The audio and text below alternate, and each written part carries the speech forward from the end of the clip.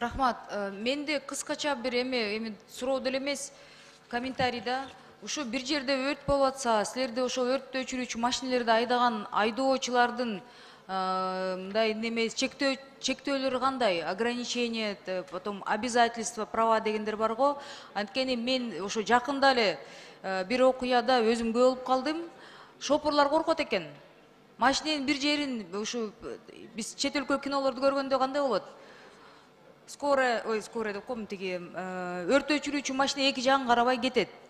Бул жерде болсо машинеде бир нерсеси чийилип кетсе эле толугу менен биз жооп беребиз деп алар калчылдап отурушат экен, биздин ошак өрт өчүрүүчү машиненин шопурлары да. Бул кандайча материалдык жоопкерчилик толугу менен ошолордобу? Жооп берсеңиз? Саламатсыздар, уруксатпы. Өрт өчүрүү Микрофон жакыныраак алып алыңызчы.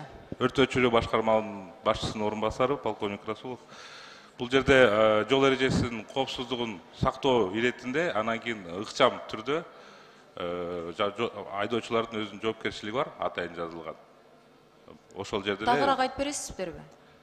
Негизгиси ошо Кыргыз Республикасынын жол эрежелер жөнүндө коопсуздук эрежелери бузбастан башка айдоочуларга тоскоолдук болбосо тез ыкчам убакытта барууга милдеттүү да. Ошондо өрт болуп жаткан жерге келсе, ошол жерден деген алар машинени ойлош керекпи, же ошол жакта кырсыкка учурап жаткан учурларда тезирээк жардам берели деген маселени мындай биринчи планга коюш керекпи? Биздин негизги буйруктардын, нускамалардын негизинде алар деген ошо өрттөө автоунаасын үзгүлтүксүз иштөөсүн камсыздайт. Шопурлардын акылары канча бир айда? Кайталап коесузбу? Акылары канча бир айда зарплата водителей? Негизи базовая часть денежного удовольствия... На руки сколько они в месяц получают? Ориентировочно скажите, средняя есть у вас? В зависимости от стажа и звания, и опыта работы, они получают в среднем 15-20 тысяч. Ну вот если он на руки получает 15 тысяч сомов, вы еще на них вешаете обязательства за каждая царапина на машине будет вычитана с твоей зарплаты. Приезжая на место, где происходит пожар, водитель пожарной машины думает не о том, чтобы потушить, а о том, как бы не поцарапать машину. Как вы думаете, это вот ответственность соразмерна? Вообще правильно ли это, с вашей точки зрения? А если там человек умрет, пока будет водитель переживать за то, что внутри, за то, чтобы он машину не поцарапал?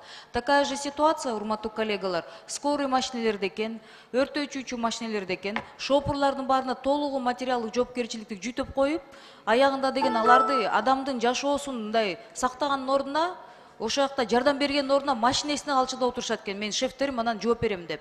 Бул абдан туура эмес да, ошону эсиңиздер. 10 секунд.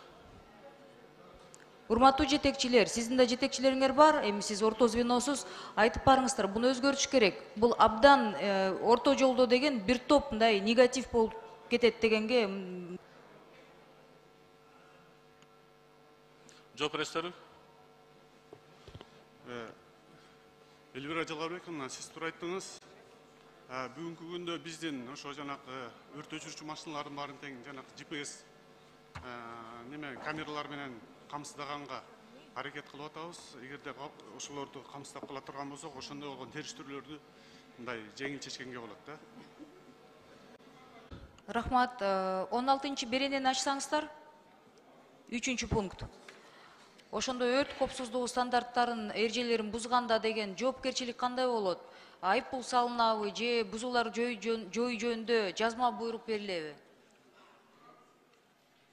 Жооп берип коюңуз. Кызматкерлердин жоопкерчилиги жөнүндө да, 16-чы берене, 3-чү пункт.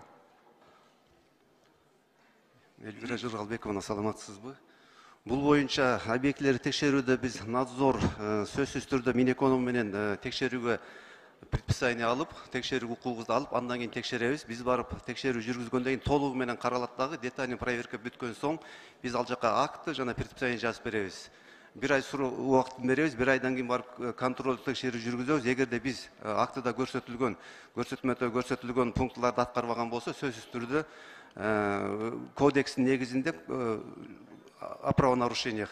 Жок, бул Ошол жерде боюнча айыппул тактап сурап атам салынат. да, 3 жолу бузганда эмеси кандай болот? Айыппул салынабы же бузуулар жөнүндө жазма буйрук берилеби деген суроо берип атам да ушул жерде. 3 жол бузулганда биз уже уголовный кодекске жөнөтөбүз да. 3 жол бузганда. Так, рахмат. Андан кийин 27 беренени ачсаңыздар. 27 беренеде турак жайлардын, үйлөрдүн, короодогу курулуштардын, дачалардын жана бакчалуу үйлөрдүн өрт коопсуздугун камсыз кылууда жоопкерчилик менчик ээсине же убактылуу жашаган адамдарга жүктөлөт. Убактылуу жашаган адамдар бул кимдер? Бул Элвира Жорабековна, бул квартиранттар. Квартиранттар, временно. Арендага, ижарага алып иштеткендер. Так, андан кийин 20 беренени ачсаңыздар, 21 берене. Ушул жерде как раз коллегалар да айтып кетти, айылдык жана шаардык калктуу конуштарда өрт коопсуздугу боюнча.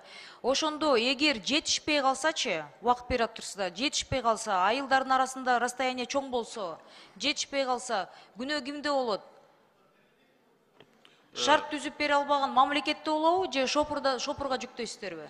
Бу жерден эми Элвира Жорабековна, бул өрттүн келип чыгуусу, бул өрттүн талаптарын бузгандыгын негизинде келип чыгат да. Эгерде ошо талаптардын баары сактала турган болсо, ал жерде өрт чыгышынын деле неме себеби жок да. Анан ошондуктан Жок, көргөзүлгөн убакытта пожарный машина жетишпей калса, жоопкерчилик кимде болот? жоопкерчилик ошо Сиз биякта белгилеп жатпайсызбы? Радиусту, километражды бердиңер, 100 000 калк деп белгилеп атасыңар, анан мынча убакытта келиш керек. Ошол убакытта жетишпесе, эгер ал жерде эми айылдардын ортосунда расстояние чоң болуп деп мына коллегабыз эле айтып кетпедиби? Жоопкерчилик кимге жүктөлөт? Шопурга жүктөлөбү же шартты түзүп бербеген сиздерге, жетекчиликке же мамлекетке жүктөлөбү, өкмөткө жүктөлөбү?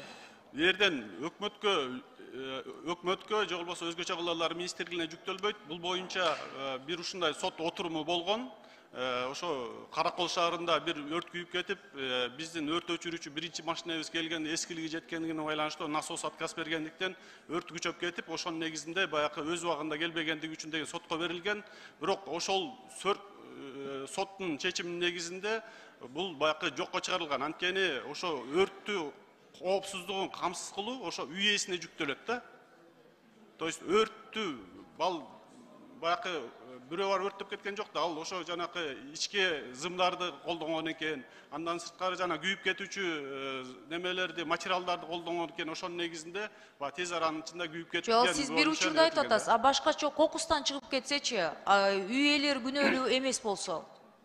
Биз жана 21 пунктта айтып атпадыкпы? Эгерде жеке ишканаларда башка бирөөнүн күнөөсү болсо, ишкананын жетекчисинин тиешеси жок болсо, ошакта иштеген адамдардын, бир үчүнчү адамдардын эмесинен күнөөсүнөн болуп кетсе, анда жетишпей калсаңыздар, күнөө кимге жумшалат? Ошол убакта келбей калсаңыздар. Алыскы ар бир айылда болуш керек дегенде кылып жазыптырсыздар да. Кечиресиз, уруксатпы? Элвира Жогорбайковна, бул берене атайын ошо жергиликтүү бийликке багытталган. Жергиликтүү бийлик өз жер тилкелерин жайгаштырууда, үйлөрдү же шаар болуп кеңейүүдө атайын ушундай бир биздин бөлүмчөлөрдү түзүүгө шарт түзүп берүү максатында. Бул жерден части, касающиеся данного вопроса, это не нормы для наших пожарных подразделений, а нормы для местных органов власти, чтобы они учитывали при планировке городов и населенных пунктов данную статью, чтобы мы могли своевременно построить пожарно-спасательное подразделение. 10 секунд. Макул, мисалы өрт чыкты, иш козголду, экспертизанын процедурасын айтып бересиздерби? Канча убакыт болот? Кандай болот?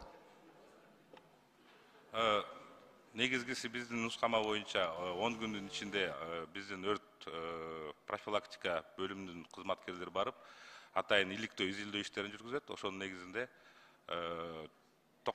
протокол осмотра места происшествия чыгат, жанакы уголовно-процессуальный кодекс негизинде. Анан причинасы аныкталат. Причинанын негизинде күнөөлүү адам аныкталат. Эгерде кандайдыр бир өрт кырсыктары аныктоо оор болуп баратса, биздин жанакы юстиция министрлигинин алдындагы атайын судебно-технический экспертиза бар, аларды биз чакырып кошо иликтөөгө чакырабыз да.